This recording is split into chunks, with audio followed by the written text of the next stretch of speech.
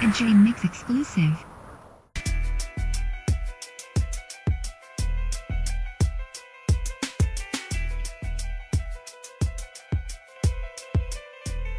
One of the last projects that Tupac was working on was the One Nation album.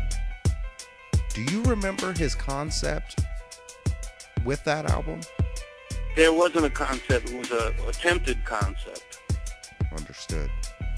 Did you get a chance to work on the One Nation album? Yeah, I did the whole thing. We had to do that shit like late nights in the studio. Well, you know what? Because like somebody just posted a thing on my Facebook page that showed like Tupac outside of Can-Am, which I'd never seen before. I wasn't even aware of. Talking about how he's doing it, bringing the East and the West Coast together. So I'm like, damn, this motherfucker's already talking about trying to bring people together, East Coast, West Coast. Do you think with that album he was trying to mend an East versus West Coast rivalry? It wasn't his idea to have a war. I don't know whose idea it was, but it definitely wasn't Tupac's. Is there any truth to the allegations of a beef between him and Snoop Dogg? Nah, they never had a falling out. You also worked with Lisa Left Eye Lopez. What are your fondest memories of her? I don't remember for sure, but I remember when I heard that Left Eye died. I was at the top of Topanga Canyon sleeping in a horse carriage thing, like a horse farm with this girl from Germany.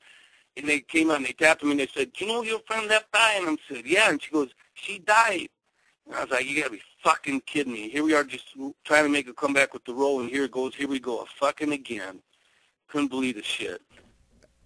At the time of her death, was her album already completed? I think we had it pretty much done. Yeah, it was done. It was really good. Darren Vegas pretty much produced. It was Darren Vegas and Josh and Jim Gedham.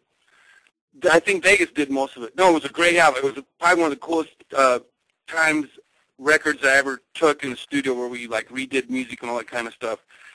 It was very good. It was good stuff on there. I don't know. Has it ever been released? A remix version, I believe.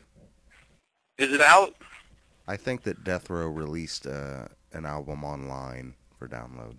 Yeah, I never heard. I used to have a couple of mixes. Those were the 24-track reels. Going to that. Did you realize at the time the impact of the music that you guys were making? No. To be honest with you, I didn't. Because I was too wrapped up into the whole thing. Are you surprised by the legacy that Tupac and Death Row Records has left behind? No, not one bit. Because as far as I'm concerned, that was part of musical history. I mean, that's history. That's why it didn't matter. Nothing mattered to me, because I knew I was being part of history. So, you know what I mean? Because Death Row took over, man. They took over. They took over the whole music scene. So it's a great feeling to know that you're part of a piece of musical history, regardless of if it was a negative or a positive thing. We all learn from it, and where either everybody's dead or they're fucking off making their own money right now. It's all good.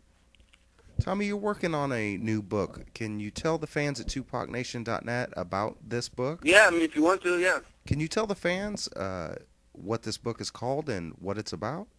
The title of the book is called Stranded on Death Row with Tupac, Dr. Dre, and Snoop Doggy Dogg. And basically, all it is, some behind-the-scenes stories.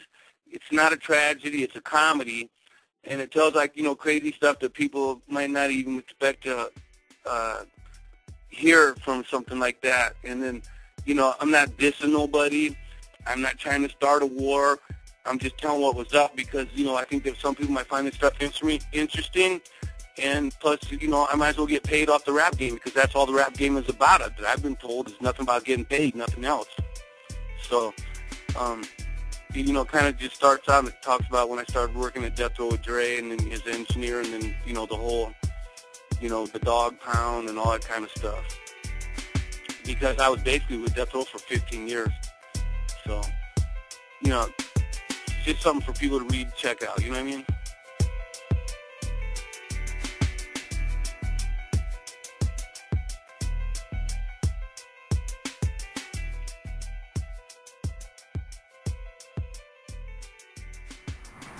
A J Mix exclusive.